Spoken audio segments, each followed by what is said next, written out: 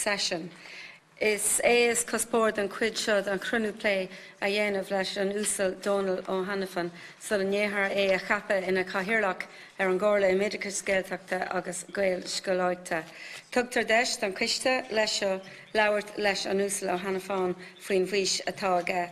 Faoi na dosachta man tarmachta agus fad tarmachta atá aige agus faoi éon dúsláin atá le sarú ag an bhforas. Thar ceann an cuiste chur an fáilte roimh an túsal Donal O'Hanafan chathaoirleach anmhaithe. Is mar a leanras a lagtar amach an cuid seo den chrúnú.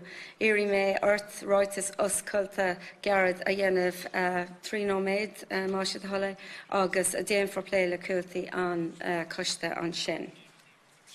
So, on behalf of the committee, I welcome Mr. Donal O'Hanafan, Chair Designate of an Corla Imidicus Gaeltachta agus Gael Scoláidte, and I will invite Donal to make a brief opening statement, a maximum of 3 minutes, which will be followed by engagement with members of the committee. But before we begin, I wish to draw your attention to the fact that by virtue of Section 17(2)(l) of the Defamation Act 2009, witnesses are protected by absolute privilege in respect of their evidence to this committee. However, if you are directed by myself as Chair to cease giving evidence in relation to a particular matter, and you continue to do so, you are entitled thereafter only to a qualified privilege in respect of your evidence.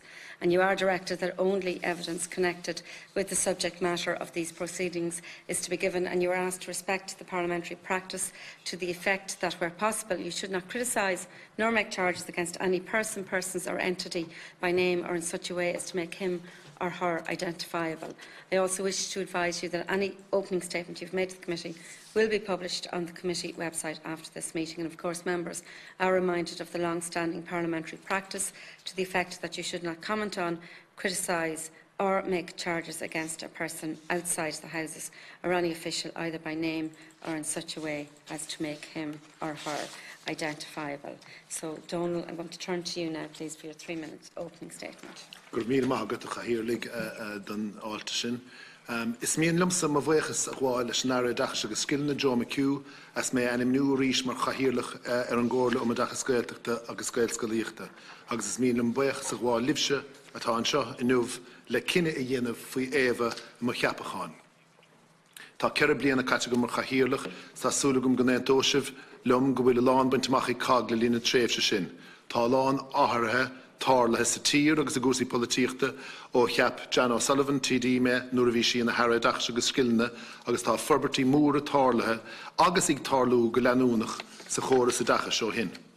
Buníoch cagan 2002 le córlachar an Harrogach agus Skillne agus an gcomharla náisiúnta curriculum agus measúnachta maidir le tagas tríbhean na Gaeilge agus tagas na Gaeilge munscoilne agus an ír munscoilne na tíre. Chomáile sin tá feimime na reachtúla cag maidir le cór dún tuláthar ás na tagas den tagas trí Gaeilge agus na hagas na Gaeilge. Maidir le taide cheola ábhar buinteach leis na feimime sin agus maidir le seirbhísí take a chur fáil.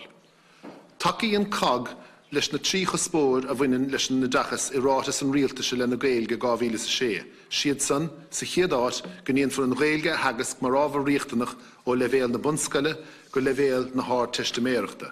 Sa dara áit Curfer I dachas lán Gaeilge ard chaidáin fáil do galtaí scoile be míana dismóthóirí. Leanfar leis an dacaíocht do Gaelscoilne ag levéal na bunscoile agus díon for forbert thláthar lán Gaeilge ag levéal na híorbunscoile chun freastal éilimh de réir mar a scá.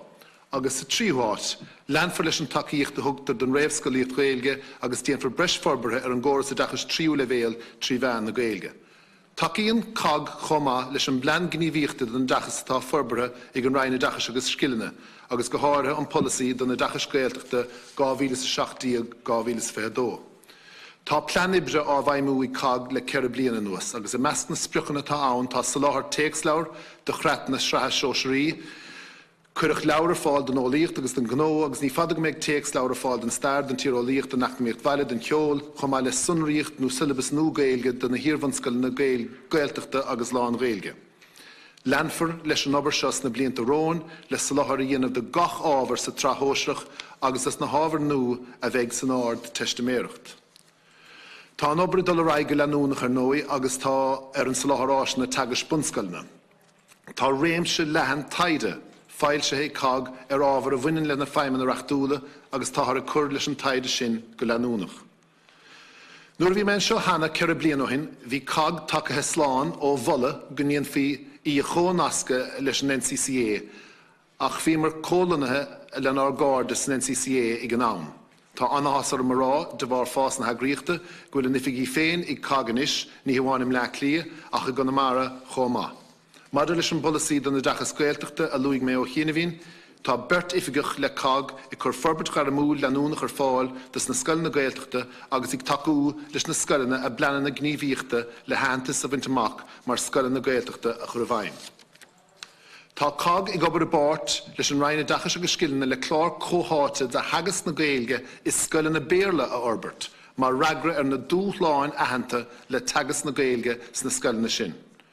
Tá túsá churannis le céim fílóach páirt thuma nó clil i mun scoilna agus in íormhan scoilna, áit a dhéann for ábhar eile an corpa dachas mar hampla a hagas trí réilge.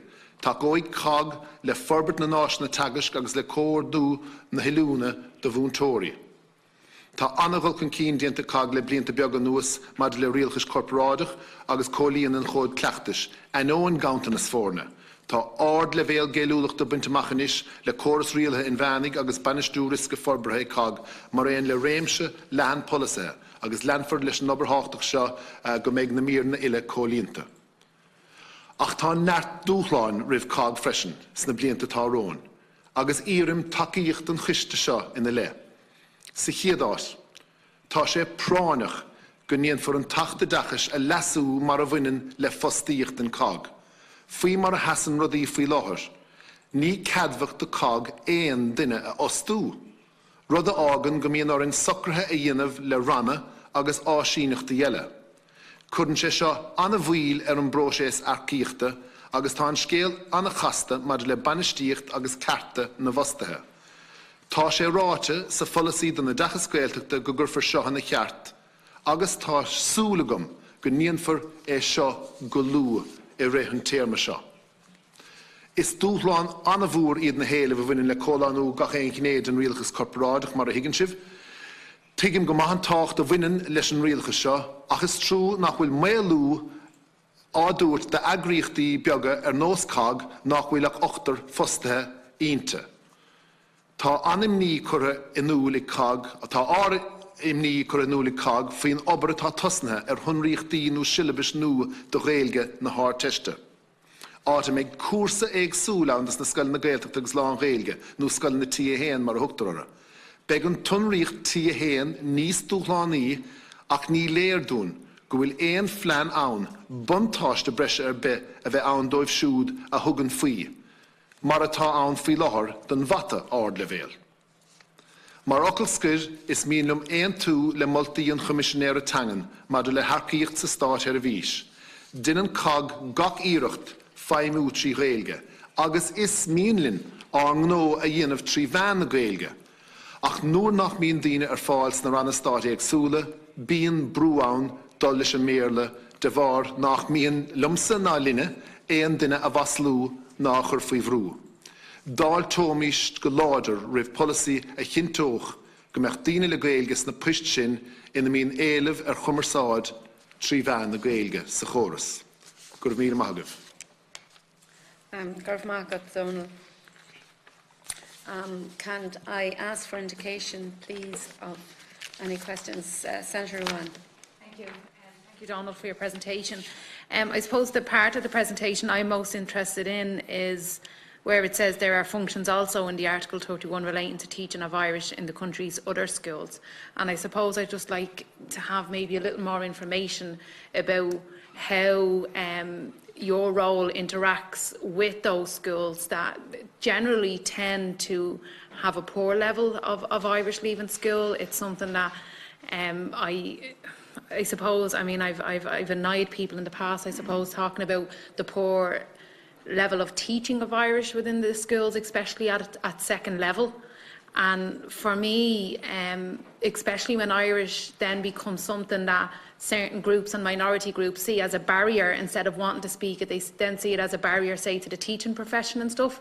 And I suppose we have to go back then to how it's taught in primary and second level in non-Gael schools. And I'm wondering, how do we transform that? What do we need to do to make sure that we can actually have teachers in schools that are passionate about the Irish language and are finding ways to integrate it, not only in that 1 hour compulsory day, but into other parts of the day, even in English-speaking schools, and making something more enjoyable? Because I know for someone like me, I'm petrified every time I try to learn Irish. I actually left the experience at school and left on me in mostly schools that have poor resources. It left me afraid of the language that I so want to speak. And how do we begin to actually address that in the country's other schools that are mentioned in the submission? Thanks, Senator. Deputy O'Sullivan. Gormagat Donal agus Ardúis Cogardicus an ober tá déanta cag in na scoilna Gaeltachta agus na scoilna eile freisin. Agus fin ceist a bhí ag Lynn ar bhfuil rodile a rá faoi sonraíocht tí a héin agus tí a dó san ard teiste. Agus rodile bhí tú ag kaint faoi daoine ostú sa cag. An bhfuil éon céim gleachta madidir leis an lasú reachtaíochta a ghealla sa POG anas go mbeidh údarás ag cag buail fórna a ostú. Groma yn cawn dynach ar dŵs, gofistum níl ein céim glacha tá Oireachtas tíanta gyn go mrahanófiar sin mar a luig tú tá sé sa folasi I dacha Gaeltachta, so tá sé éanta go dar loig sé níl am clár agin da sun. Agus tá mé ag MP ar an giste sin, an giste seo sin a bheith mar hosíochta chun cawrúlinne ar go dibre dhéanamh. Tá sé anchasta a bheith ag feimú sa tlí a támid faoi láthir. So tá gá le hinstrum rachtúil nó áharú beag ar an achtadachas féinnig chun an cócht sin a thuairtúna a bheith in ár bhostóir. Agus is tóil an gúilte sin riachtanach agus sin adul chun cín mar beag freagrachtaí breise ag titimar cag ins na blianta tárón leis an obair a fadatá le déanamh. Chun teacht go dtí ceist Lynn chomá. Tá sé anna himúil a bheith géiste leat Lynn mar jaall na mothúcháin. Chuna sa bhóithíon daoine nuair is fála mórí Gaeilge iad. Agus an táim is fearr chun dul in leic leis an dúthláin sin ná ag an lua dachas. Nuair atá páistí anóg ar fad. Ní churann na mothúcháin isteach ar fáistí óga nuair a bhíonn siad tuma sa dara tanga. Glachann siad leis mar gná cuid den saoil. So tá anobair le déanamh sa chóras réamhscoilíochta trí bhean na Gaeilge, agus sa chóras bunscoilíochta ag an levéal is ísle, agus tá go leor gur féidirlinn a dhéanamh an sin. Tá muid faoi láthair mar a luigh me ag clé leis an Rhine dachas chun clár cóháite de hagasc na Gaeilge díirithe ar scoile na béarla a Orbert. Agus tá an obair sin ar siúl go leanúnach agus tá muid ag clé le cuasaí a bhaineann le procurement agus mar sin de bhí cruinniú le DNA fiú an cruinniú ar maidan faoi an ábhar sin. Agus tá dul chun cín á dhéanamh de réir a chéile. Ach is tugra anna bhuair a bheith an sin. Agus is tugra costasach a bheith an sin. Ach is gá an targad a chahabh sílim chun go mbeidh na hachfaní is fearr ar fáil dus na múntóirí agus dus na daltaí in ár scoilena. So, chun freagra anna hapig, díriú ar an levéal is óige, an réamhdachas agus trí bhean na Gaeilge a Orbert agus plán chuige sin, agus an sin tá gá le forbert freise a dhéanamh ar na hachfaní atá ar fáil. Mar a hála I gás séadán sí mar hampla dus na scoilena Gaeltachta agus dus na Gael scoilena timpeall namely in the Diegohin. So tá eile héad idir lábha agin. So sílim gur sin cuid an ragra. Ach is gá chomá forbert garamúl leanúnach a bheith fáil do bhúntóirí atá ag múna in ár scoilena atá ag tagas trí bhean an bhíorla. Agus sé sin le rá cuasaí ahananta de gach sais ó levéil deire seachtaine, sús go dtí aitheantas teig a bheith ar fáil dó sé sin an testas óraibh sa Ghaeilge, a bheith ar fáil de bhúntóirí agus aitheantas chuige sin, chomá le cuasaí saoirí Gaeltachta agus mar sin de chun go mbeidh siad san níos muoíní I múna na Gaeilge, mar buineann fálam tangan leis na mothúcháin ach go háirithe, agus más féidirlinn na mothúcháin a fháil I gceart beidh seansagan. Good point. Are there any supplementary questions? Yes, Senator Byrne. Comment on anything, and yeah. I know I served on the ETB with Donal, and I'd like to welcome him here this afternoon and thank him for his informative speech. And I know how passionate he is about Irish and the teaching of Irish, and how he was instrumental in starting a number of schools and setting up. And I suppose, as you're aware, Donal, I'm involved in an Irish-speaking school myself, and I suppose the resources from iPads to the different learning experiences that are there now for students, you know, certainly has helped, because I know a number of people have come from English-speaking schools where they wouldn't have had Irish as their first language, and certainly there are so many resources. Are you going to develop, we'll say, a model towards I suppose encouraging schools, you know, to use the specified resources, and you spoke about the books and the textbooks and whatever else. You know, is there going to be some sort of a suggested programme, I suppose, that schools should follow, because there's so much interest now in Irish speaking in schools. So, thank you. Garmagad. Tá obair siúlaigh an Ryan a dachas faoi láthair ansimúla bhain le cuasaí technoliachta in san scéim riamhbhol nó hub le scoileann na Gaeltachta atá ag éirigh physic a bhúna tríomhán na Gaeilge áit nach bhfuil physic ar fáil de scoileanna. So tá féidireachtaí úntacha ar fáil don technoliacht, agus is féidir leis an technoliacht cabhrú go mórlinn le múna miontangacha, agus sílim gur síos an bóthir sin atá mídig dul maidir leis an technoliacht agus le cabhrú le múna tríomhán na Gaeilge chun go mbeidh réan leathan ábhar ar fáil I ngach éon íor vanscoil, agus tá bhúr Gaelchláiste féin I limnach ag déanamh ceann ródaíocht an sin sa ghort sin agus mollamíad, agus is ceart go mbeadh fáil I gach cúnta an chlár san áireamh Gaelchláiste neamhsplach omláin chun go mbeadh fáil ag tuismitheoirí ar íor vanscoilíocht go thomláin trí Gaeilge. Chun do faointe Jan a ragart comá, maidir leis an tí héin agus an tí dó. Tám anna bhúrtha faoi sin. Anna bhúrtha an sunríocht tí héin sin an levéil is íorde Gaeilge atá ar fáil, tá gáthonríocht an den testas seoisreach, scoileanna atá ag déanamh an obair a fad tríomhán na Gaeilge, scoil na Gaeltachta agus lán Gaeilge, sunríocht tí héin. Atá níos dúthlánaí mar becheart ná na scoileanna atá ag fálam tríomhéarla. Agus ach nuair a raigh sé seo go dtí an áirtist, le bhéal na háirtiste méireachta, nuair a bheidh pointí CAO I gceist, níl éon duine chun na chur na lí ar ghaltaí óga sa chúigiú agus sa séú bhliain gur ceartdóibh an scrúdú is déine nó an tonríocht is dúthlánaí a thógant ortha féin, muna bhfuil pointí breise ag dul chun é sin a réiteach. Nuair a bhí feibeagan le mata sa tír seo, chuir Project Mats ar bun, chuir mar 25 pointí breise ar fáil don áirtiste méireachta do an óireacha sa bata, agus fiochan difríocht de hála. Védig líon na níine atá ag déanamh matematic levéil ard don áirtist, thar tréimh se anna ghearad agus de léim sé go mór. Is féidirlinn an rud céanna a dhéanamh don Gaeilge, don sunríocht tí héin, má bhíonn na pointí breise bónus ag duldó.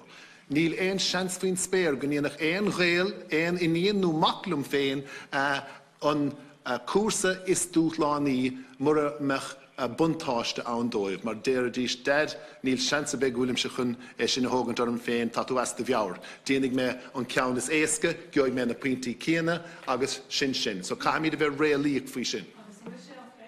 Tá sé lúite sa folasaí a dachas Gaeltachta, ach tá sunríochtaí áréiteach ach níl an cheist is táchtaí, cad a bheith ar fáil ar deire Níl sé sin pléite, níl córlúcháin díantar sin, agus níl míad I bhábhar go raibh sé sin chun cín gan fis a bheith gin cáhfuil ár dríal maidir le buntáistí ag an deire.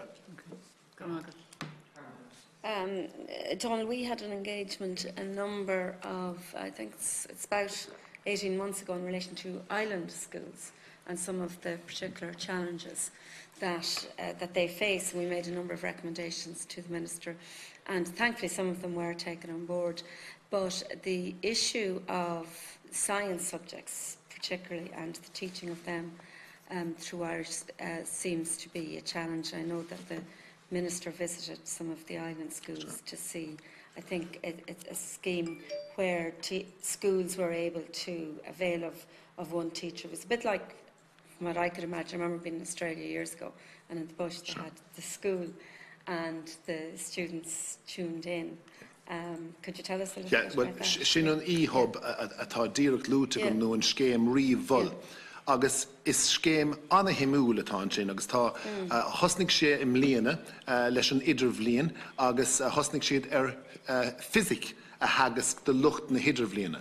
Agus I mean fór se chuún beag daltaí ó scoileanna timpeall na Gaeltachtaí uilig ag buint buntáiste as múntóirí ilte physica I bobbelscoil Chorcaigíne agus I gláiste na Curibbe in Gaillimh. So beag na múntóirí seo le taithí agus le sanolas fáil de galtaí óga I scoileanna na Gaeltachta eile. Tríd an góras technolíochta atá forbrethe ag an scéim riamh bhol. Agus tá sé anna háachta gur thosnig siad le hábhar ólíochta, mar tugann sé sin stádas den rud. Agus chlicimar le DNA an duine na McLoughlin ag fágáil éireann agus ag dul isteach go háireann mhuar nó na ngáil, agus ag dul ag fálam physica scáileán ríomhaireachta agus múntóirí as Corcaigíne agus as Gaillimh ag pléileo.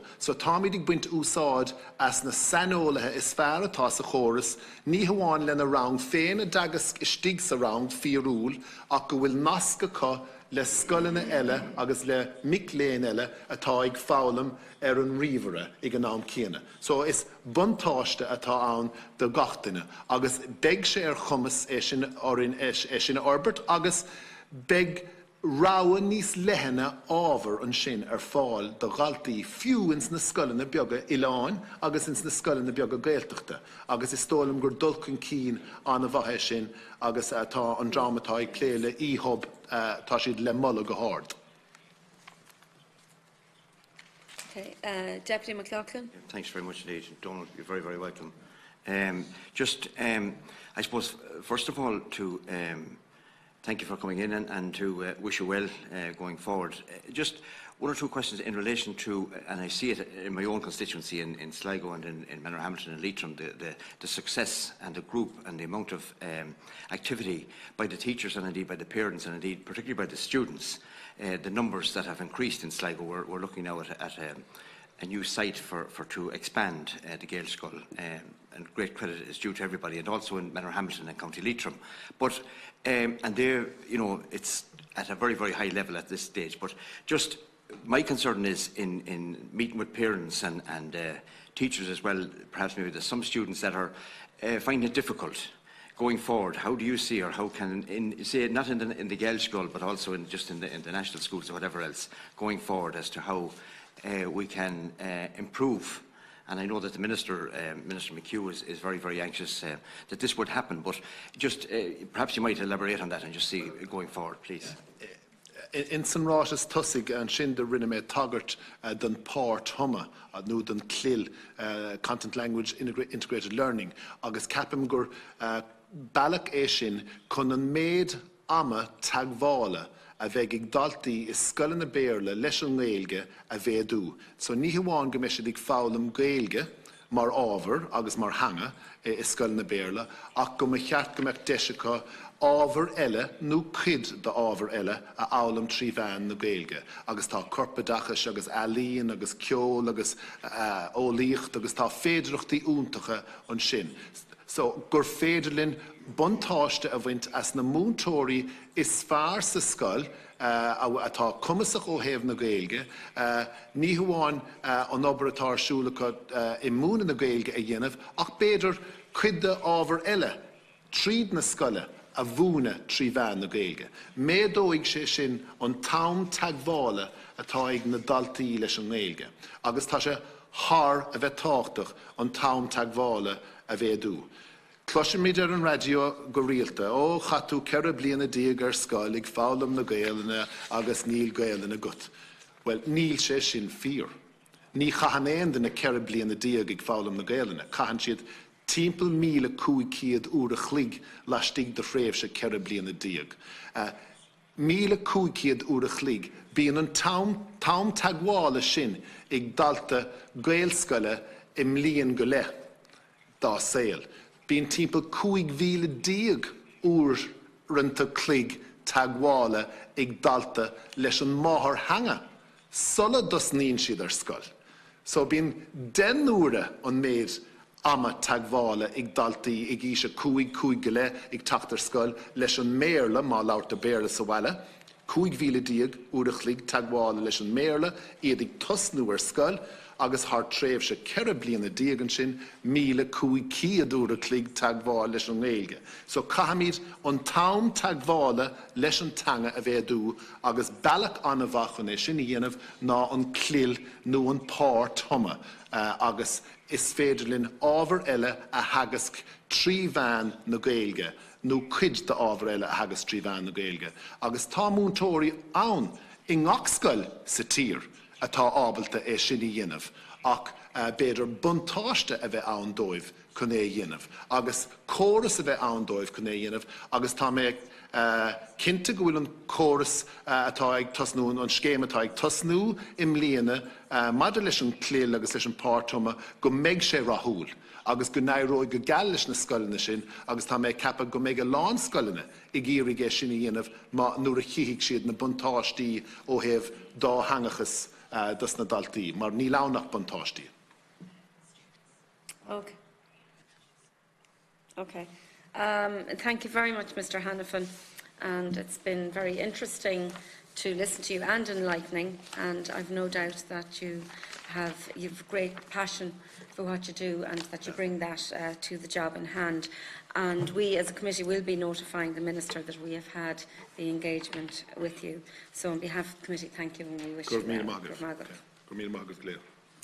well.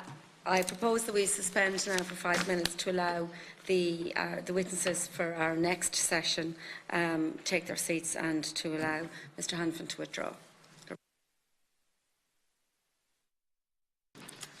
And can I again remind members and witnesses please to turn off your mobile phones because they do interfere with the sound system and they make it very difficult for parliamentary reporters. Deputy and Senator, will you resume your seats please? Because, as I've said, television coverage and web streaming can be impacted as well. So we're moving to item number 6 on our agenda, engagement with stakeholders on the status of non-teaching staff in schools. And there's no doubt that schools are very complex places and that there are a number of people working in schools to make sure that our children get the best possible education that they can. And while the leadership in terms of education lies with the principal, and then of course the instructional teaching lies with the teachers, we have a number of non-teaching staff, SNAs, secretaries, caretakers, cleaners, bus escorts, who do an incredible amount of work to make sure that the essential operations of a school are functioning, and they all certainly support continued successful education within their schools. And what we're going to listen to today from the stakeholders and witnesses is their views, and we'll get an opportunity to ask them about it, on the current status of non-teaching staff and how that may impact on students and on the school community on a whole, and also if this has any impact on the effective delivery of education within our schools. It's not our function as a committee to deal with pay and conditions, purely to deal with any impact that the status of non-teaching staff can have on the delivery of education within a school. So I'd like to welcome the stakeholders that we have here. First of all, we have Nessa White, General Secretary of the ETBI. You're welcome again, Nessa. We have Paul Fiorenti, President, and I hope I'm pronouncing that correctly, sorry, from ACCS. David Duffy, who's the Education Research Officer from TUI. Andy Pike, the National Secretary of Forsa. Breda Lynch, the President of the ASTI. And Tara Carton as Principal Officer with the Department of Education and Skills. So the format of this part of the meeting is that I will invite you to make a brief opening statement of a maximum of 3 minutes, which will be followed by an engagement with members of the committee. Before we begin, I wish to draw your attention to the fact that by virtue of Section 17(2)(l) of the Defamation Act 2009, witnesses are protected by absolute privilege in respect of your evidence to this committee.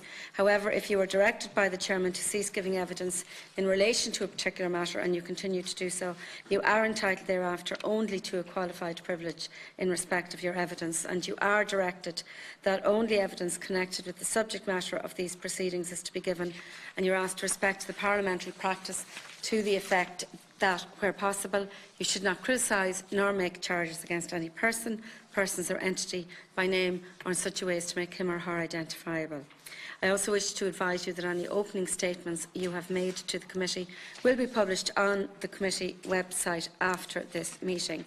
And members are also reminded of the long-standing parliamentary practice to the effect that you should not comment on, criticise or make charges against a person outside the Houses or any official, either by name or in such a way as to make him or her identifiable. So now I'd like to call on Nessa White, please, to make her opening statement on behalf of the ETBI. Thank you, Chair. On behalf of ETBI and the 16 education and training boards that ETBI represents, I am very pleased to make this statement to the Joint Committee for Education and Skills on the status of non-teaching staff in our schools. ETBs are statutory authorities which have responsibility for education and training, youth work and a range of other statutory functions. We manage and operate community national schools, second-level schools, further education colleges and a range of adult and further education centres in communities throughout Ireland. In the course of the recent economic downturn, schools and education centres suffered the imposition of significant cutbacks. These cuts affected all areas of service provision and school life in general. In the main, efforts were made to safeguard core services to the greatest extent possible, and as such, the impact of these cuts were experienced most acutely amongst the non-teaching staff cohort. In the last number of years, and as fiscal space has allowed, efforts have been made to restore many of these depleted services. The efforts have primarily targeted teaching and learning in the first instance, much of which was driven by the growth in enrolment, together with legislative and policy requirements aimed at meeting special educational needs. This has been broadly welcomed by all stakeholders, including ETBI, and we would advocate this continued and increasing investment in teaching and learning. However, little has been done to address the disproportionate cuts imposed on ancillary services, and as a consequence, schools are significantly under-resourced in this regard. Ancillary services play a crucial role in the life of the school and the school community. Adequate staffing levels in this area are vital for the effective and efficient operation of the school, and many key functions are reliant on their contribution. In the absence of the requisite staffing levels, many key duties are not being performed adequately or at all, at a significant cost to the school and community in general. The delivery of core school administrative tasks, ongoing maintenance, and even basic standards of cleanliness and hygiene are real challenges to schools who are struggling to cope in the absence of the necessary staffing allocation. And whilst ETBI welcomes the Minister's recent announcement in relation to secretarial support in schools over 700 pupils, we do recommend the following: the immediate restoration of ancillary staff to pre-recessionary levels, the standardisation of terms and conditions of ancillary staff across all schools, the lifting of the moratorium on the engagement of ancillary staff, and full effect given to the provisions of delegated sanction, which would minimise the need for expensive contracts for services. The engagement of the Department of Education and Skills with all stakeholders to establish a staffing baseline for schools regardless of size. And finally, the determination of a reasonable basis for the increase in this baseline staffing level, which would take account of various factors, including growth in student numbers, the size of the school infrastructure, the age and general conditions of the facilities, etc. Thank you for the opportunity to address you today. Thank you, Nessa. We now move to Paul, please, President of the ACCS. Thank you, Chair. The Association of Community and Comprehensive Schools, ACCS, is the representative body for the boards of management of 96 community and comprehensive schools, providing a multi-denominational, inclusive and comprehensive education to over 60,000 post-primary and further ed students. Many of these 96 schools provide lifelong educational opportunities to approximately 25,000 adult learners in self-financing adult education programmes in the communities they serve. In many cases, school facilities are made available for local community use outside school hours, and indeed we are encouraged to do so. Prior to the introduction of the public sector moratorium, with effect from March 2009, non-teaching staff positions, that is clerical and maintenance, were approved and allocated by the Department to community and comprehensive schools in accordance with the number of pupils enrolled, as outlined in the following table, and I would refer you to the table. Since the imposition of the moratorium on appointments in the public service, community and comprehensive schools have been restricted to the appointment of positions to a maximum of 1 clerical officer and 1 caretaker. This has severely curtailed the ability of schools to provide the quality of service they require in their schools. ACCS appreciates the Minister for Education and Skills' recent acknowledgement of the administrative burden in community comprehensive schools, particularly for larger schools, by his relaxation of the moratorium with effect from 1st of April 2019 for those schools with enrolments of 700 or more. This will allow them to employ an additional clerical officer up to a maximum of 2 per school. This welcome alleviation is seen by ACCS as an important first step in the restoration of essential posts in schools. A time frame for the complete alleviation of the moratorium is now required. In Comasu Action Plan for Education 2019, Action number 74 in the plan commits to support the operation of a high-quality school system through the annual provision of teaching and financial supports. This is consistent with Goal 3 of the previous Action Plan for Education, which stressed the need to provide ongoing practical support to the key people in the education sector, which is vital if we are to realise the ambitious objectives that we have for Irish education. Looking at our School 2016 Equality Framework for Post-Primary Schools rightly places an emphasis on the leadership of learning and teaching in school. Goal 4 of Comasu, the Action Plan 2019, records we will intensify the relationship between education and the wider community, society and the economy. Therefore, an open, welcoming, well-maintained environment is fundamental to achieving this aim, and our clerical officers and caretakers and cleaners play an essential role in our schools. It is also of interest that one of the indicators of pupil well-being is whether the physical environment of the school is well kept and bright. It is essential we support school leaders with adequate clerical and maintenance personnel to ensure that they can meet the requirements in leading teaching and learning for the benefit of all learners in schools. Also, during this moratorium, schools continue to grapple with significantly increased regulatory obligations in areas such as data protection and child protection. This has been accompanied with the introduction of the post-primary online database and the introduction of new financial reporting systems with the support of the Financial Support Services, FSSU. Clerical officers are key to the delivery of these initiatives. Without adequate clerical officer support in these areas, school management cannot deliver on their obligations. The additional workload is no longer sustainable. With reductions in maintenance staff, facilities cannot be maintained to the required standards. The immediate is all that can be addressed, and essential planned maintenance programmes are difficult, if not impossible, to implement. This is simply storing up potential problems which will ultimately require significant expenditure to correct. Adequate caretaking and cleaning personnel is essential to meet the State Claims Agency obligations under managing health and safety in schools.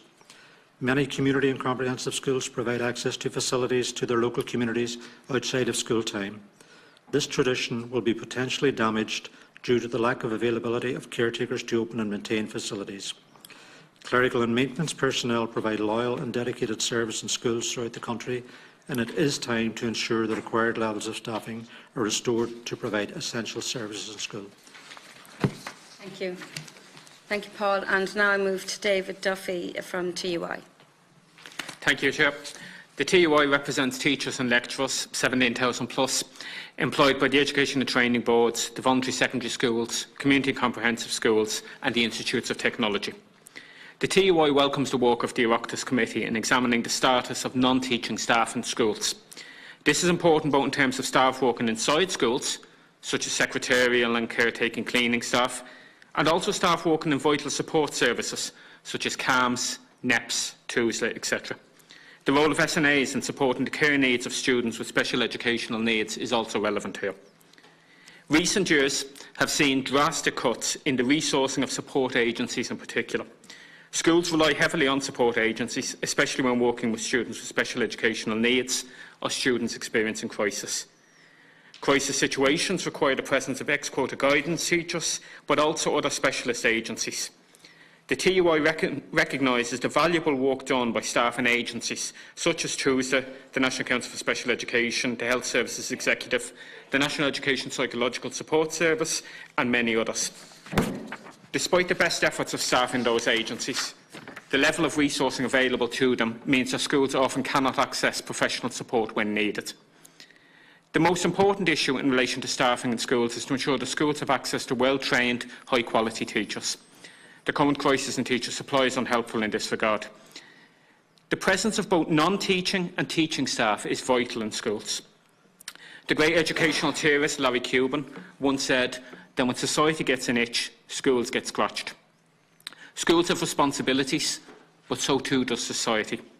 Schools should not be held responsible for issues that are beyond the remit, resourcing or staffing of schools. The smooth running of schools requires the availability of non-teaching staff, including caretaking, cleaning and secretarial staff. Many post-primary schools are open from early in the morning until late in the night. Many also open their doors to the local community over weekends. It is not possible to safely and reasonably do this with an allocation, as available to many schools, of one caretaker and one cleaner. Furthermore, in some schools, non-teaching staff are paid through ancillary grant, which means that their pay is determined by individual school boards of management. This causes a significant issue in terms of consistency and fairness. The TUI supports our colleagues in Forza in their current campaign on this issue. As regards next steps, the TUI welcomes this research by the Oireachtas Committee and would strongly welcome any future initiatives of the Committee to further examine the issue of staffing resources for schools. This could include the Oireachtas Committee asking the DES to carry out an audit of non-teaching staff supporting schools.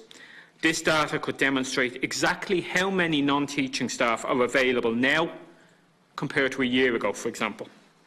This data could further take into account the huge rise in student numbers being experienced in post-primary schools between 2011 and 2025.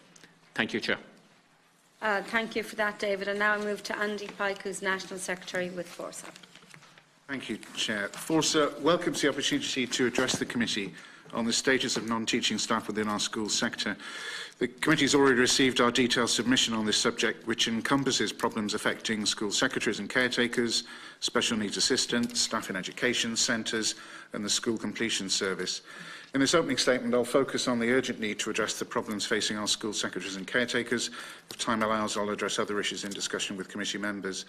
The Forza Support Our Secretaries campaign is unusual. It's unusual because it's rare to find an issue raised by a trade union that has seemingly universal support amongst the public, parents, students, colleagues and across so many political parties. The lack of public service status for the vast majority of school secretaries results in low pay, precarious, insecure employment, lack of pension provision, lack of sick pay and no holiday pay. These problems can be resolved by transferring school secretaries and caretakers onto public service conditions of employment, as is the case for the 10% of such staff employed by education and training boards. Any objective assessment of the employment status of school secretaries would result in the conclusion that as a group they've been taken for granted, undervalued and ignored both within the school sector and the political world for far too long. Many of our members who've worked in schools all their career believe that their work was never valued, that especially in smaller schools, dealing with administration was viewed as something of a vocational obligation, not meriting recognition or even fair employment rights.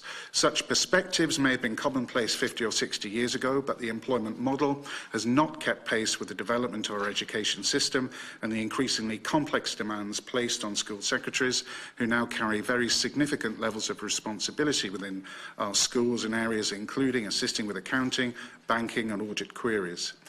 It could never have been the intention of policymakers in 1994 to engineer a two-tier system where those employed by the then VECs would remain and continue as public servants with job security, pension rights and public service pay scales, whilst the 90% of staff paid through the ancillary grant were left on locally determined conditions of service, required to sign on in the summer months without access to occupational sick pay, pensions or job security. Some progress has been made. In 2015, the unions secured the first collective agreement covering pay for grant-funded secretaries and caretakers. That agreement expires at the end of this year.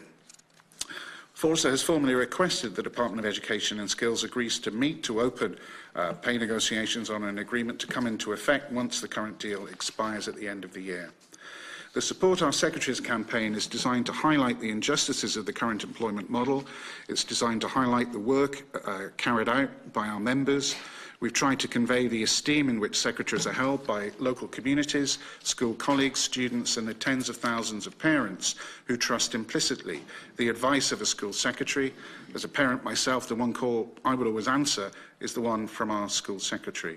In summary, I ask that the committee endorses this campaign to regularise the employment status of grant-funded school secretaries and caretakers. The cost is small.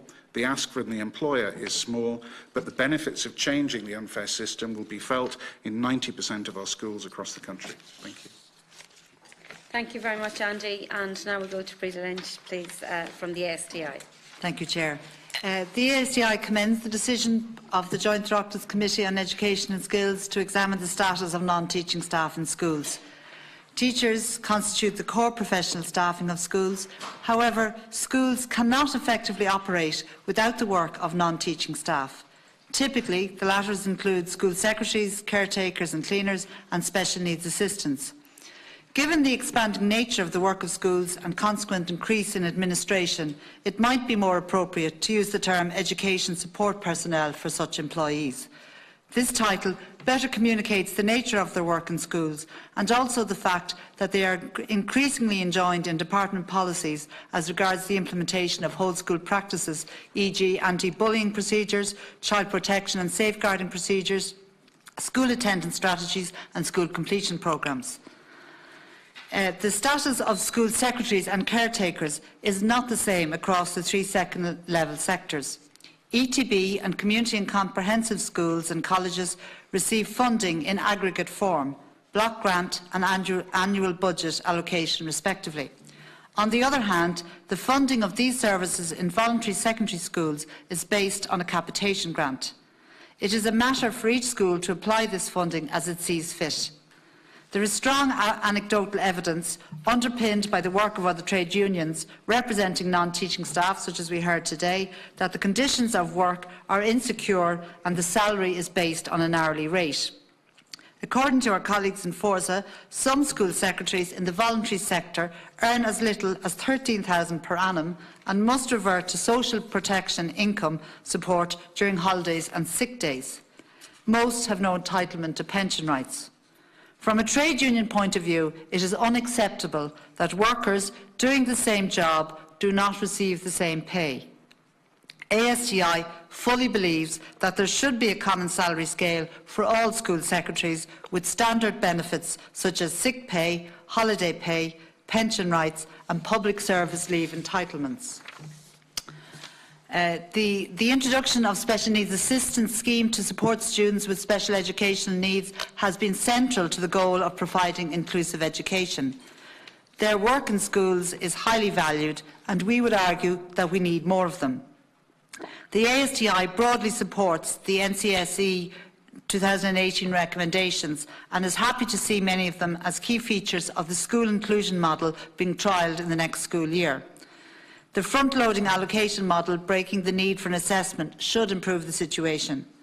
We welcome the expansion of the National Education Psychological Services and the fact that SNAs will be offered a new national training programme.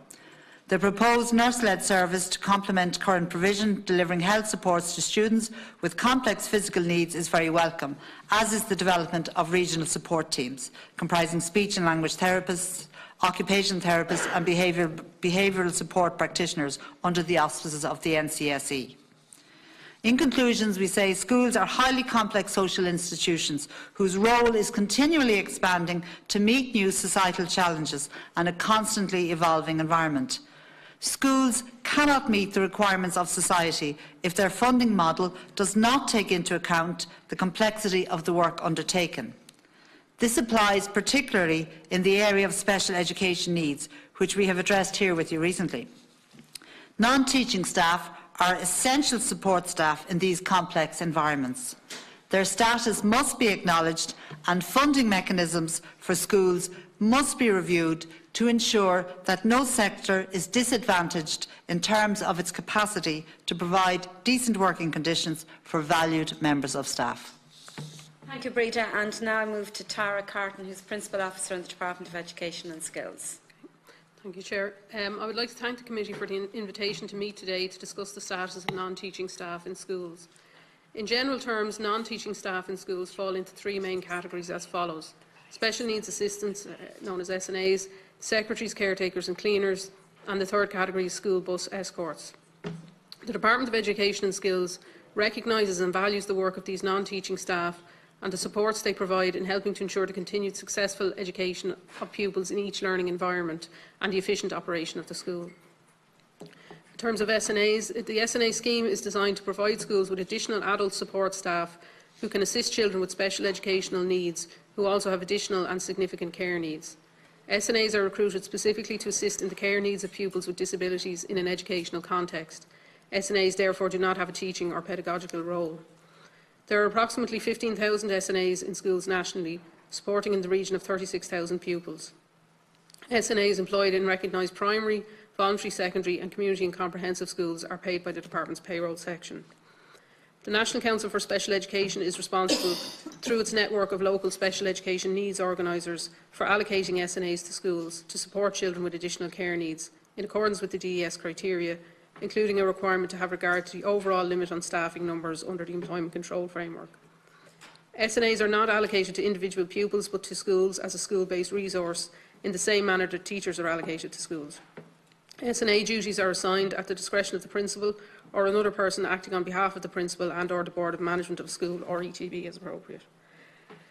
Secretaries, caretakers and cleaners are the second category. There are 3,246 primary schools and 715 second-level schools in the state. The majority of primary and voluntary secondary schools in the free education scheme now receive grant assistance to provide for caretaking and/or secretarial services. This model enables the support to be spread more widely and ultimately cover all primary and secondary schools with funding for such services. Within the grant schemes, the level and extent of services provided is a matter for the school authorities who, through the discretion afforded under the scheme, apply diverse arrangements for secretarial and caretaking services as resources permit and as their local needs mandate. In May 2015, under a chairman's note to the Lansdowne Road Agreement, it was agreed that the Department of Education and Skills would engage with the union side in relation to issues around grant-funded school secretaries and caretakers. This resulted in an agreed arbitration process at the Workplace Relations Commission in 2015. The arbitrator recommended a cumulative pay increase of 10% between 2016 and 2019 for staff, and that a minimum hourly rate of pay of €13 be phased in over that period. The arbitrator's recommendations were accepted by both sides and all agreed measures have been implemented now. The final 2.5% increase and floor hourly rate increase to €13 per hour was paid on the 1st of January 2019, and the agreement covers the period up to the 31st of December 2019. The school bus escorts are the final category. There is a facility within the Special Education Needs Transport Scheme for the appointment of a school bus escort, where a child's care and safety needs while on school transport are such as to require the support of an escort. While the Department sanctions the appointment of the bus escort, the school employs the escort, and this appointment is grant funded by the Department. Thank you very much, Tara. I think it's very clear from all the evidence that we have heard that non-teaching staff provide a very, very vital role in the workings of a school. I think that there's absolutely no doubt about that. I certainly think that secretaries and caretakers are the heartbeat of the school, and they have a very essential and particular relationship, not just with the teaching staff, but of course with parents and with the children themselves. I'm going to go to the members now in terms of questions. I know Deputy O'Sullivan had wanted to speak, but she had to leave for another engagement at 5, so I hope she will have the opportunity to come back. Senator Gallagher. Yeah, first of all, I'd like to welcome all the members here this afternoon and thank you all for your presentations.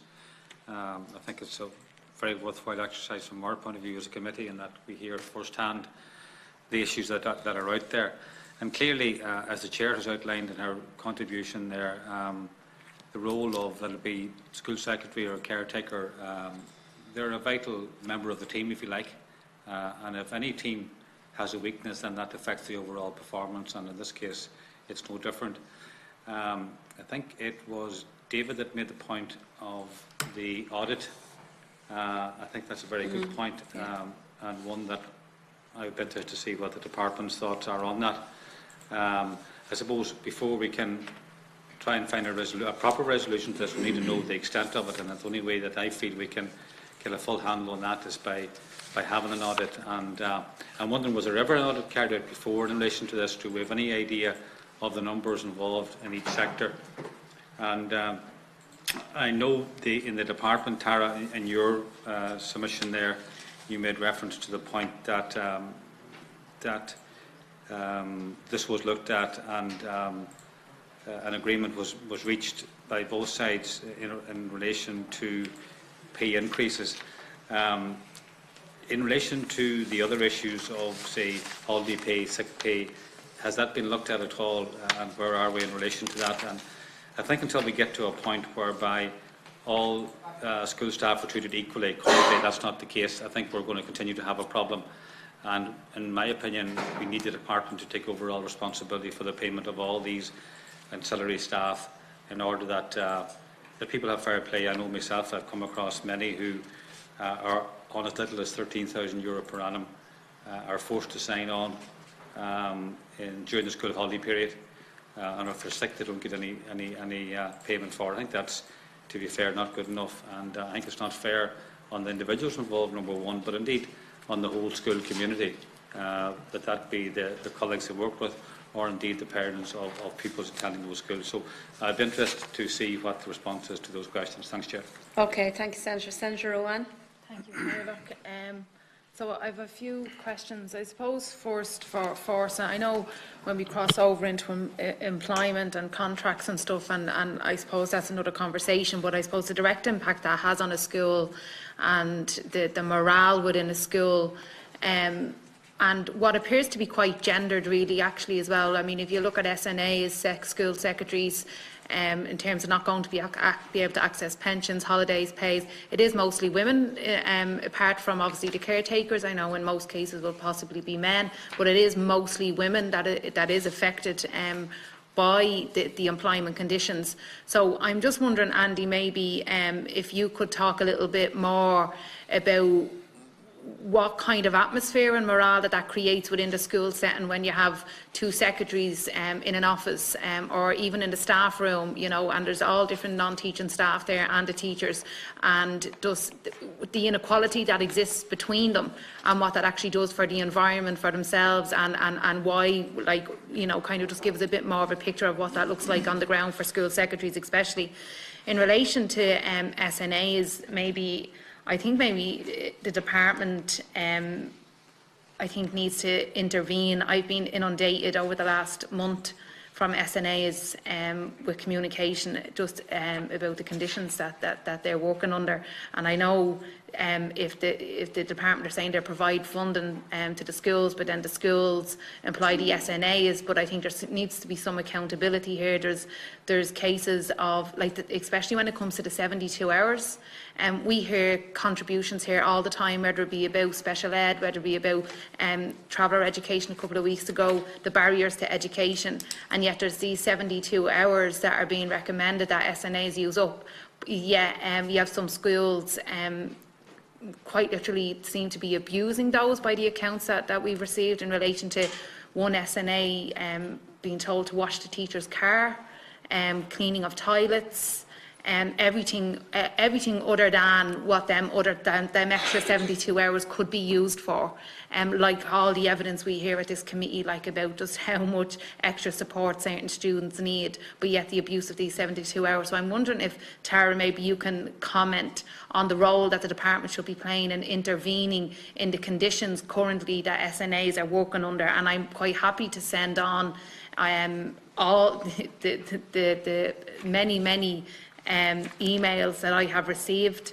I know they have lots of concerns around the 13 recommendations that have been made by the National Council, and there's been no engagement, say, with Forza, who represents a lot of them SNAs, should that engagement happen before the new school year.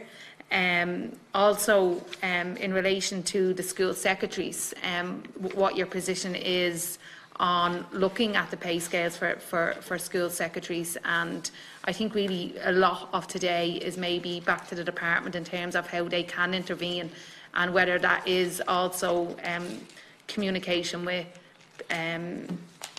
the business committee, I'm not sure, or how you're actually going to address the inequalities that are existing in the school setting. Thank you. Thank you, Lynn. Deputy McLoughlin. Indeed, Chairperson, and first of all I'd like to welcome each and every one of you and thank you for your contribution.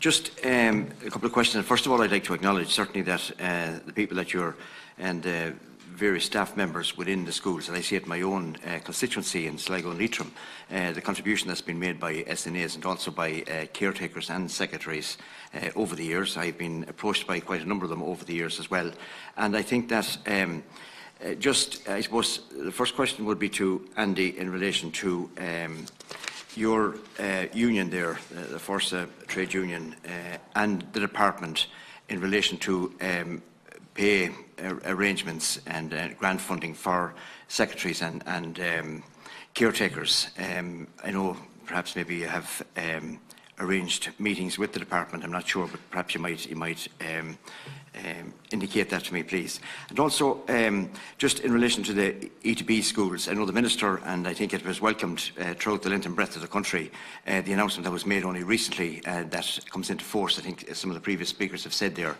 The Minister announced, I think, 58 schools would benefit immediately from the announcement that was made during the week, and I know that there are a number of schools presently in that scheme that will continue, and that's in relation to the additional staff, maybe 2 secretaries in these schools. But and there are many other areas that we have heard from you, and indeed I have heard on many people that are working extremely hard in relation to the cleaners, caretakers, secretaries, SNAs and all this various things. But just also there's a review, is there, regarding the position of all of the staff, and just I suppose we're talking about the capitation grants. Perhaps maybe somebody might just elaborate on that. I was of the opinion, Chairperson, that with the capitation grants that this money was paid into the schools, or perhaps maybe Tara might elaborate on that in relation to the capitation grants. Thank you very much indeed. Thank you. Deputy Naughton. I might wait until they come back in, because some of them were my questions, so I might have. Okay. Is that no, okay? that's fine. Thank you. That's fine. Senator Burns. Yeah, likewise, I just one or two of the questions that. Okay. No, thank you for that. I I've just one or two points to make myself. Just in terms of the ancillary grant, the fact that that is capped at 500, which you have referred to as well, Deputy McLoughlin. Like, there are large schools that we have that have 700 and 800 and more children, and I cannot understand how the department would think that the grant should be capped at 500 children, because obviously there are extra needs. There's obviously many more classrooms, much more spaces indeed that need to be looked after, and a lot more admin work. So for those schools that have taken on the extra pupils and they're not getting the extra staff, I think it's really, really difficult for them to do. I think in terms of the secretaries, in some situations where there is possibly only one secretary in a larger school, then some of the senior management team in a school, as we know, have to take on some of these essential tasks, which is taking away from leading teaching and leading teachers as well. So I think that that can be absolutely difficult. In relation to the SNAs, they play such an important role in terms of inclusion in Ireland. We have so many students now with intellectual disabilities that have the opportunity to go to mainstream school, and that's something that we recognise, we commend. It's something that we've spoken about here before, and we have to acknowledge that if it wasn't for the SNAs, that would not be possible. And it certainly would seem, I've received a number of communications also in relation to the SNAs and in relation to their conditions of employment, which I know we cannot get into deeply at this committee meeting, but I think that it is having an impact on the overall educational experience within the school. I know that when we had stakeholder engagement here in relation to the issues in terms of recruitment and retainment of teachers, we found that because teachers couldn't get permanent positions, that it was actually very difficult to get staff. So I'm just wondering, is it the same pretty much now with school secretaries, caretakers, SNAs, the fact that their conditions are difficult, the fact that many of them are not being paid during the summer, the fact that they don't have a permanency to their employment, is that having an impact in terms of trying to recruit those essential people who keep our schools running? So that would be what I would go back with. But we'll go back now to the stakeholders. So maybe we'll start with you, Tara. We'll work back, and then if Deputy Naughton and Senator Byrne wish to come back, they may do so. There were a number of questions there. I'll try to address them in order, and if I miss any, you might remind me, and I'll apologise in advance if I do. I think it was Senator Gallagher there mentioned about an audit of staff that had been suggested by the TUI and asked if there had been any previous audit. There was a survey of grant-funded secretaries and caretakers conducted some time ago. It was back in early 2009 that was done. At the time, approximately half of primary schools replied to it, and about 300 voluntary secondary schools, so about 3/4 of the voluntary secondary schools. At the time, based on the returns that we got, we would estimate that between secretaries and caretakers there are about 8,000 of a headcount staff in the schools in question, about 4,000 whole-time equivalents, so each would be roughly working on a half-time basis. That's extrapolated out from the survey results that we got back. Then I think you asked about holiday pay, layoff and sick pay. Those are matters for the school board of management as the employer of the staff concerned. Issues like that around the pay and the terms and conditions are agreed between the employer and the staff member concerned, and the department doesn't have a role in that. The arbitration agreement that was reached in 2015 with Forza, or Impact as they were at the time, that was in relation only to pay, and it didn't deal with matters like leave or layoff or anything like that. I think then the next one was from Senator Ruane, was asking about SNAs and their conditions and the 72 hours. There is an agreed, sorry now if I can just find it again, there is an agreed list of duties that SNAs carry out. This includes things like assistance with feeding, administration of medicine, assistance with toileting and general hygiene, assisting teachers in the supervision of pupils in the class and the playground, etc. There are other duties then as well, such as preparation and tidying of workspaces. And in terms of the 72 hours, those duties that I've listed there, those are part of the 72 hours also. It doesn't include issues that you mentioned, like washing cars or cleaning toilets, things like that. And you mentioned you had some examples, so if you wanted to send them on, we'll look into those. In terms of engagement with Forsa on a new model for SNAs, I understand that there has been a commitment to engage with Forsa on that, and that will take place. In terms of secretaries, then you asked about looking at the different pay scales, and Andy had mentioned that they had written to the department to seek a meeting on that, and we have agreed to meet. We recently agreed that. We haven't a date set yet for a meeting, but we'll arrange one in short order. I think it was Deputy McLoughlin that was asking about capitation grants. I didn't get the detail of that question, I'm afraid. Yeah, it's the same as I think as I was asking about the ancillary grant, about that it's stopped at 500 pupils within a school. Yeah. In terms of the ancillary grant, there have been increases in it in recent years. If we look at the primary ancillary grant, has gone up from nearly 88 million in 2017 to nearly 92 million in 2018. In terms of the moratorium itself on for staff, is this staff in ETBs and C&C schools? Yeah, as I think it was David alluded to earlier, there was, and Nessa as well, there was a recent announcement to alleviate the moratorium in larger C&C and ETB schools, so those with over 700 pupils.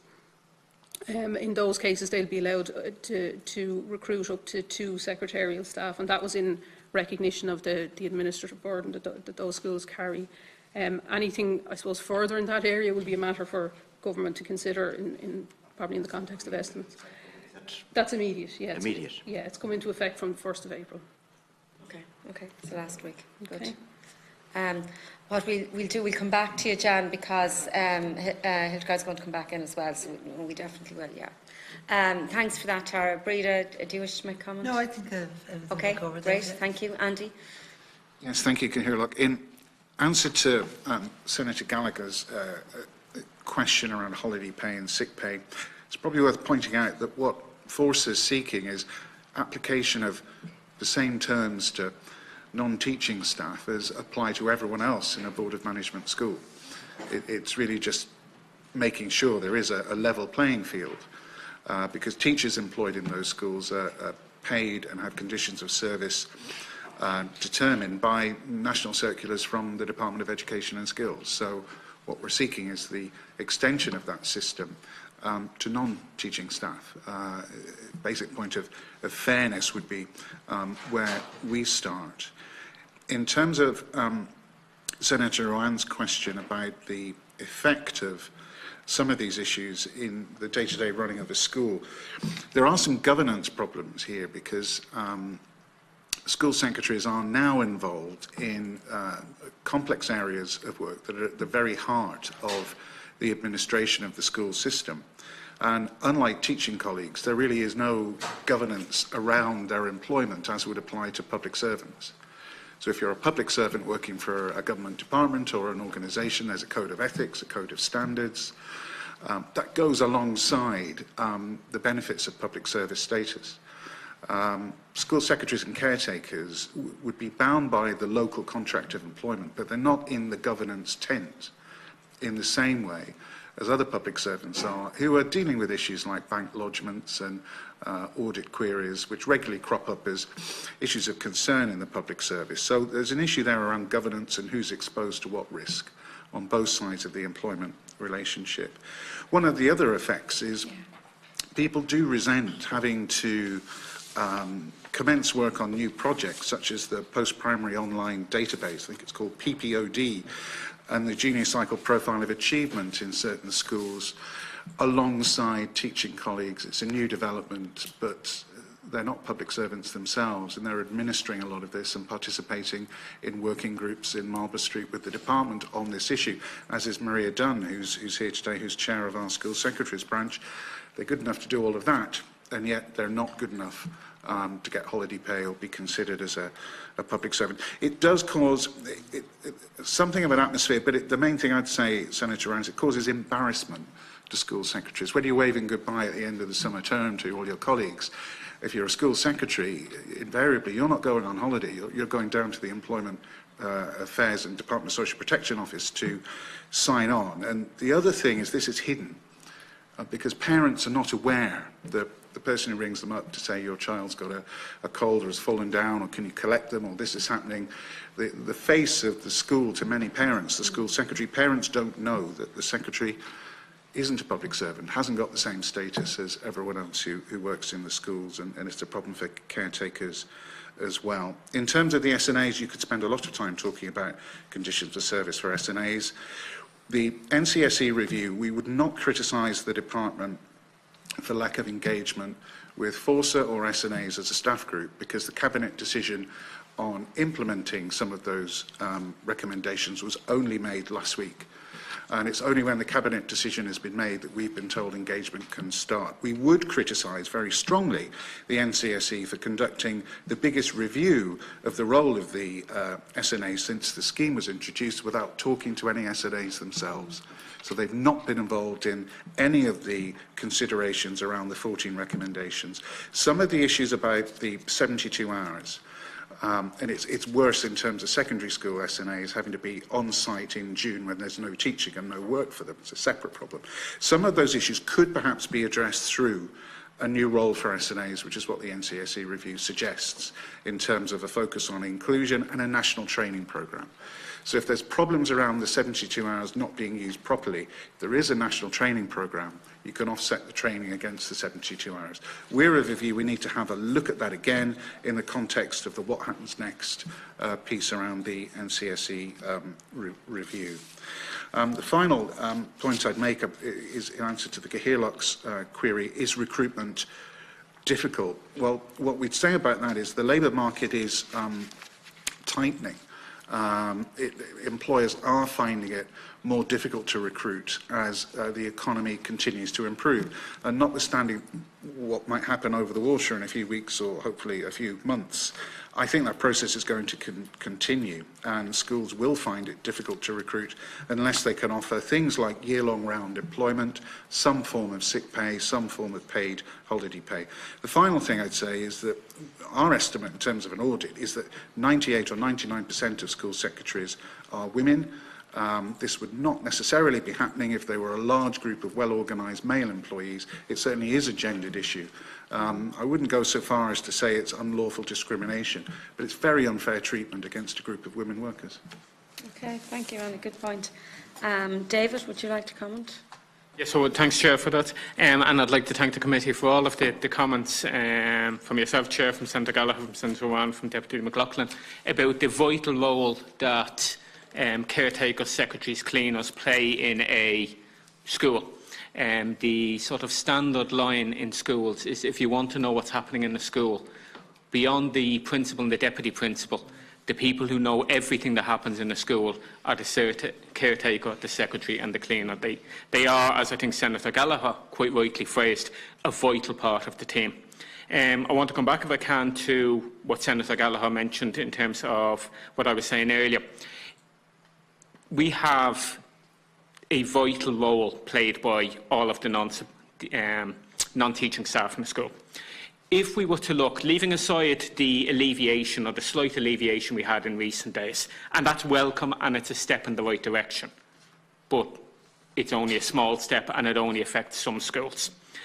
If you were to have an office building or a factory with 1,000 staff in the building every day, I strongly suspect you would not be relying on one cleaner, one caretaker and one secretary. But schools of 1,000, until a few days ago, that's exactly what they were relying on. But I don't think we would have an employer with 1,000 staff in an office building or a factory in the same context. Also, in terms of the audit, I think it's extremely important that we carry one out. Not only that we have the data, and I welcome the data that my DES colleague has given in relation to 2009, and that at least gives us some baseline. But we also need to factor in that the rise in student numbers in the post-primary sector in particular over the last 8 years and over the next 6 years is truly enormous. We are talking 100,000 more students. So I think, as well as carrying out the audit, we also need to be looking not just at, can I say, restoration to where we were before, but that would be restoration to student numbers 100,000 less than we are dealing with in a few years' time. So we actually need to be looking in terms of an increase. Also, in reference to the 2009 audit, referenced by my DES colleague, if I took it up correctly, I think Tara was referencing 4,000 staff in terms of whole-time equivalents. And that, of course, is welcome. But we need to put it in context for 4,000 schools.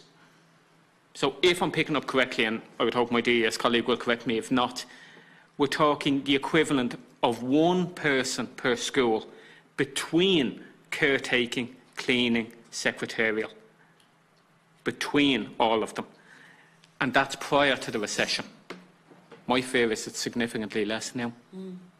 Thank you very much, Chair. Thanks, David. Paul. I would endorse what David has said there, but the reality is that schools really don't have a big role to play in determining the terms and conditions immediately, because schools can only pay what they have in their budget. And we must remember that it's not just a reduction in caretakers or clerical officers. Since 2009, we've had an 11% annual cut in the overall budget. So to maintain any kind of services, schools have very often had to be inventive and maybe arrived at ad hoc situations which are not really what schools want, and they certainly are not designed to create the situations that Andy has described there of ad hoc employment contracts. But to survive in the last half dozen years, many schools found themselves in the situation where they were taking money out of their overall budget that they would have spent in other areas and diverted it in fractions to maybe allow for the provision of 10, 15 hours of a caretaker or a cleaner, simply because they were restricted to having one caretaker and one clerical officer. So there's a bigger issue at stake here as well, but we would all like to arrive at a system where schools are properly resourced in terms of financing and in personnel, and the two can't be separated. Thank you, Paul. And finally, Janessa. Just a brief point, Chair. Thank you. I suppose in learning from my last attendance here in our presentation today, we did look at a point that I wouldn't like to be missed, and it is to reinforce the requirement for determining what's reasonable in a school, irrespective of size, because we tend to look at what was pre-moratorium and what we had, and maybe that didn't suffice anyway. So in what we're looking at, I think we couldn't lose sight of engaging with the department to determine what's the right thing, based on size, but also based on infrastructure, how old the building is, the presence of prefabs or not. So I'd like that point to be taken into consideration in your recommendations. Thank you. Absolutely. Thanks for that, Nessa. And we're going to go back to the members. Deputy Naughton, do you have a question? And thank you all for your contributions here this afternoon. They're invaluable, and as all my colleagues have said, we all acknowledge the significant role of non-teaching staff in schools, and I attended, as many of us did, public meetings in our own constituencies arranged across the country. So I think we're all here with the best of interests in progressing this, and I welcome the fact that Force are engaging with the department in the near future in relation to this, and we will continue to support you in that.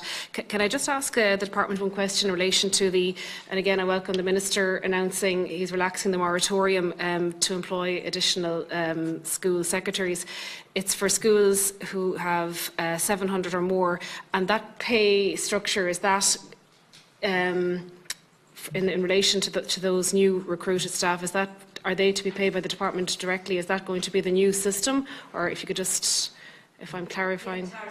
Yeah, I might come back. Yeah, I'll keep going. Yeah, and then we go back. And just in relation to the school, the secretaries and that, and I suppose we all acknowledge it is, I suppose, a gender issue, but I think, and maybe Andy, you might, I don't know what your views are, I think the fact that school secretaries, and it's been alluded to there, be it the caretaker, the secretary, there's one in every school, so it's harder for them to mobilise across the country. When you have a staff room of teachers, it's easier for them to mobilise, and they have their INTO rep, for example, on the staff. But for secretaries who are working in silos, often there's one in each school across the country, it's harder for them to engage with the trade union and to mobilise as well. And maybe that might be an issue, but I know that's something that you can also talk to with your engagement with the department. I think they were my main questions there, yeah. Just for Tara, maybe I didn't explain myself, just in relation to the community and comprehensive schools and the ETB schools, in relation to that moratorium, how those new posts work in relation to their pay.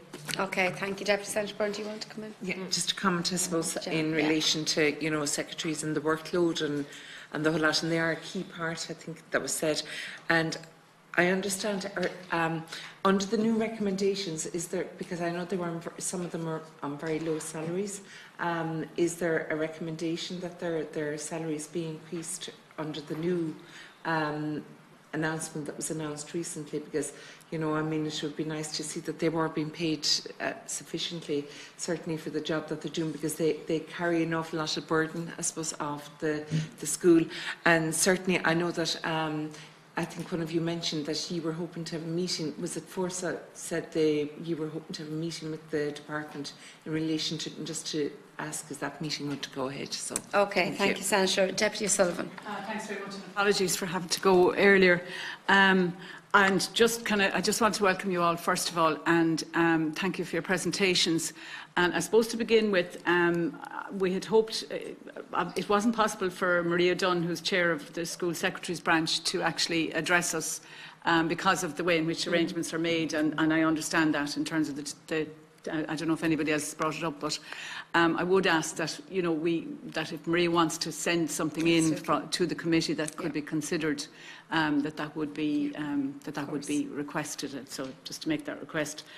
And look, I think we all very strongly support the case of the secretaries and caretakers who are paid from the ancillary grant, as opposed to, it's a totally unequal system whereby, you know, if you're paid directly, you get all your holiday pay and so on. That case has been very strongly made, and just to endorse it and support it. And then in terms of trying to make progress, first of all, the fact that the current agreement expires at the end of this year, and it's very welcome that Tara has clarified that the department will meet with Forza to discuss the issues, but it surely is an opportunity to set up a system whereby those who are currently and doing the fantastic job that they do in schools, that they can actually you know, not have to sign on, as Andy was describing, when they get their school holidays, and not have to worry about a pension and so on. So maybe to ask, I don't know whether Tara can answer that question, but, you know, to what extent the department is going to engage on that very important element of what's being requested. Also to ask Tara as well about, the estimate was in 2015 was that the cost would be 5 million, so presumably it's more than that now, but whether the department has done any costings in relation to bringing those secretaries and caretakers into the system. And I just want to ask Andy, I suppose, just in terms of your ask to us, you've obviously spelt out to some extent your ask, but just if there's anything that you wanted to add.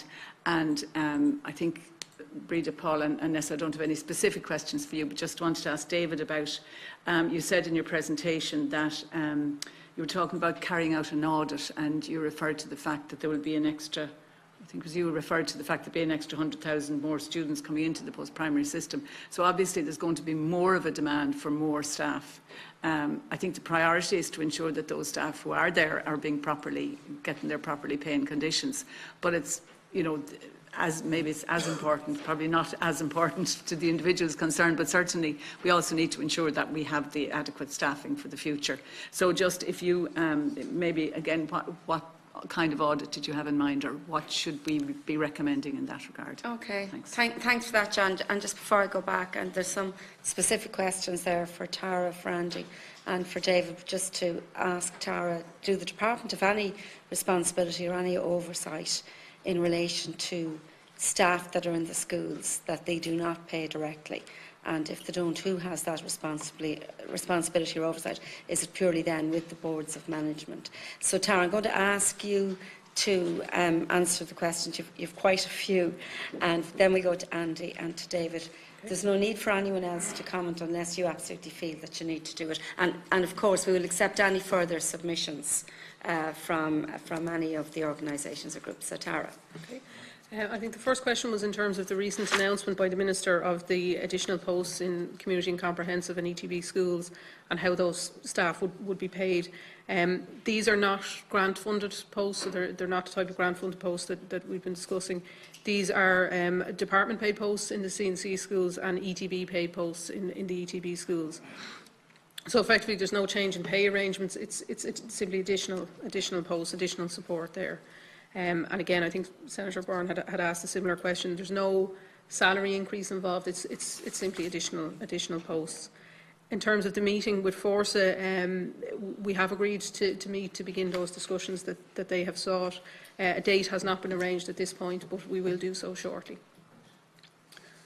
Then Deputy O'Sullivan had asked about those talks and the potential outcome of those. Obviously, I mean, we're about to embark on those, so I can't really comment on where they may go, but obviously we'll engage with Force on their demands or their asks. In terms of costing, again, these costs are based on the survey that was done in 2009, and our current estimate of the cost of extending public service salary scales to the grant-funded staff that we've been talking about here is 7 million per annum at the moment. There is also an additional cost if they were given public service pension scheme membership. That's an additional cost which we would estimate as 36 million per year. Thanks, Tara. Sorry, and I should say that's on top of the cost of the arbitration that was already agreed. The cost of that was 22.5 million, but that's obviously already in the system. Okay, in terms of additional resources or staffing, that's really a matter for the government, so it's not something I can comment on here today. In terms of the oversight of staff that are not paid by the department and are paid directly by the school, that's really, again, with the Board of Management as the employer. The department doesn't have any role in setting terms and conditions or generally pay in terms of those staff. Those are matters for the board. Okay, thank you, Tara. Andy, I'm going to go to you now. Thank you, Chair. In answer to Deputy Naughton's observation about school secretaries, caretakers being hard to mobilise, I think, yeah, you're entirely right. Were this happening in a local authority, placards would be dusted off. There'd be a very direct response. The word ballot would be mentioned and several other words familiar to those involved in the industrial relations world. But where we have a situation where there's a part-time secretary in a school, and it's their issue, and it's really their issue alone in terms of the conditions of service under which they're employed. Forsa has decided to look under every other stone before we look at the more traditional ways in which workers would express dissatisfaction. Hence the start of the campaign, hence the local meetings, and we'll be looking at any option we can find to try and get an agreement that's satisfactory to members over the line. But where we're dealing with bigger groups, even bigger groups in education, such as clerical admin and professional staff in institutes of technology recently, to achieve an agreement, industrial action took place. It was done quickly and it produced a result. I'm not convinced, and we're not convinced, that at this point in time the same approach would be appropriate for school secretaries and caretakers.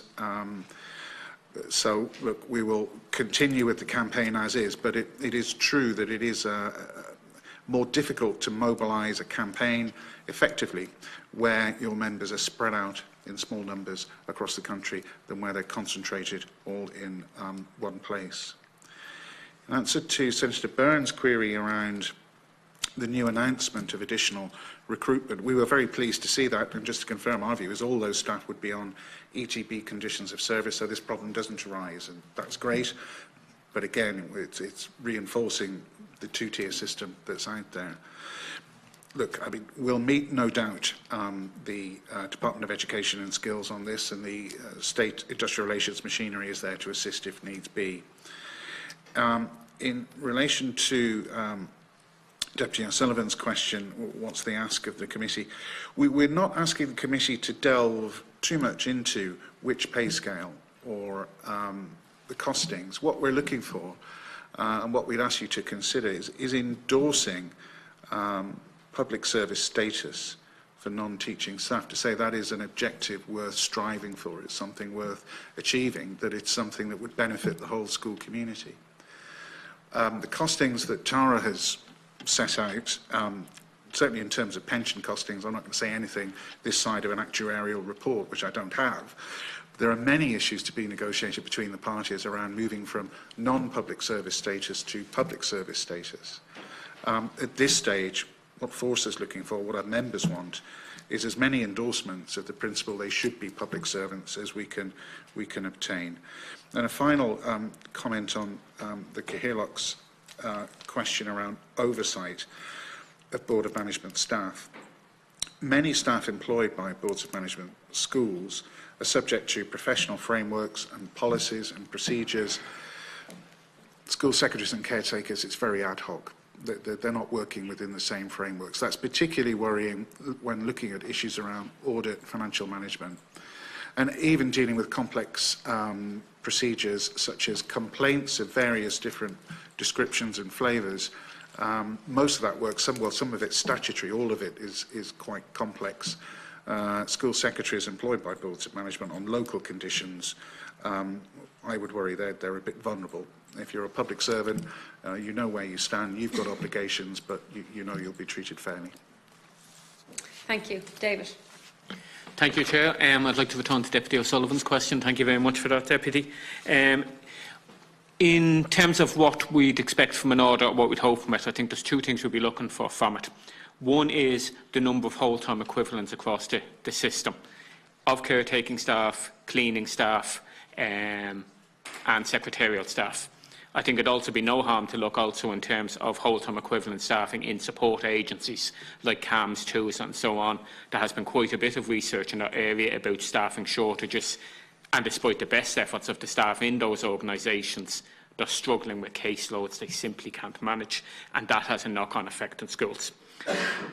In other circumstances, it'd probably be a simple enough task to be able to pull staff data off a payroll system.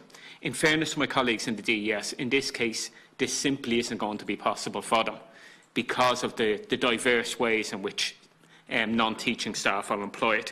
As Tara quite rightly mentions, because not all of them are paid by the DES, that's not going to be an option. I think probably the easiest way to do it then is a survey akin to what my DES colleagues did in 2009. And the TUI would be more than happy to support our DES colleagues in any way we can in terms of asking people to get that data back as soon as possible. Obviously, in any context, a survey is going to be part response, but we'd be happy to do anything we can to make sure the response was as extensive as possible. We also need to factor in the increasing student numbers, as you quite rightly mentioned, Deputy, as of other people. We are going in an increase in pupil numbers in post-primary of approximately a third in the time frame I outlined. We're just over halfway through that increase now. We've about 60,000 extra students in the post-primary system in the last 7 years. Over the next 6 years, we're looking at about another 40,000. So it's a case of doing the survey of whole-time equivalents as to where we are now. We have good baseline data from 10 years ago, so comparing the two, but also factoring in that we're now looking at a significantly larger number of students that we would have to take account of. So as I mentioned earlier in relation to Senator Gallagher's question, we're not looking just for restoration of the numbers to where we are, and my ETBI colleague also made reference to this. We'd be looking in terms of needing more in terms of where we were then and in terms of where we will be in a few years' time. But I think a survey is probably the easiest way to gather the data in this particular context, because not all staff that we're talking about are actually directly employed by the DES. Thank you. Thank you, David. And obviously, you know, many of those issues need to be considered by deeper as well too. You know, it would go beyond the department. Breda. I'd just like to say that the ASTI would very strongly support what David has suggested there, that the schools, like we have a lot of these people in voluntary secondary schools, and while conditions and numbers might have improved in the other sectors, there are more and more of our secretaries in this position, and so we would fully support the idea of an audit, and we fully support the work of Forza in trying to bring about public service status for these people who are providing a very, very important public service. Thank you. Thank you for that. And I want to acknowledge in the public gallery we have Moira Leyden from the ASTI, Seamus the Hart, the TUI President, Debbie Howlett, ETBI, Maria Dunn, who I know is Chair of the School Secretaries with Forza, Caoimhe Almond from the Department of Education and Skills, and John Irwin, who's the General Secretary with ACCS. Well, I'd like to thank our witnesses today for the very valuable contribution and indeed for their time to come and to talk about a very pertinent issue which impacts on all of the schools that we have around the country. We really appreciate you giving up your time to engage with us, and we will have the opportunity to reflect and to write a report. And thank you also for your practical recommendations that you have made, which we will take on board. And again, if there's anything further that you want to send on to us, please do. So we certainly appreciate it. As there is no other business, this meeting of the Joint Committee is adjourned until 3:30 on Tuesday, the 21st of May 2019. But don't forget, we have the launch at 10 a.m. on Thursday of our homeschool liaison report. So thank you. Thank you, everyone.